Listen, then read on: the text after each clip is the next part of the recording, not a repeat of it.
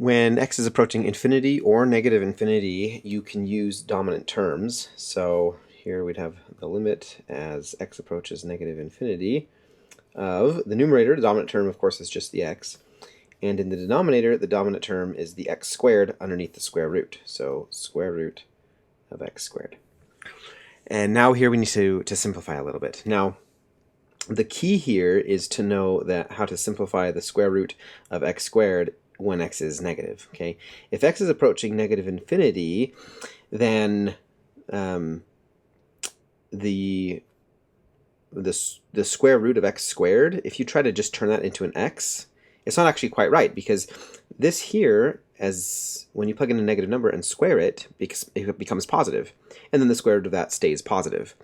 Well, that's not really what's happening here. X, if I just write x, I have a negative number there, and that's not right. So because this x is negative, I need it to be positive, because that's what this is. Okay, this right here is positive.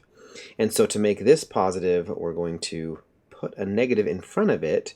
So now, as x goes to negative infinity, the negative x becomes actually a positive number. Okay, so it matches the sign. So all in all, then, this simplifies, of course, x over negative x. That simplifies down to negative 1.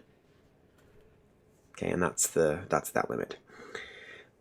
What we're using here really is this definition here of the square root of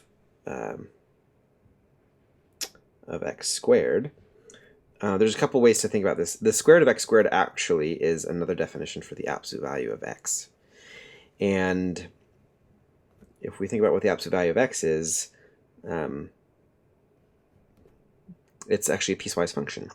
Okay, the absolute value of x is just x if x is already positive, okay, greater than or equal to 0. But if x is negative, then the way we force it positive is by putting another negative in front of it. And so we have negative x if, of course, x is negative. And that's what we're using here really, is that the square root of x squared, as x approaches negative infinity, that input is a negative value, and so it becomes a negative x.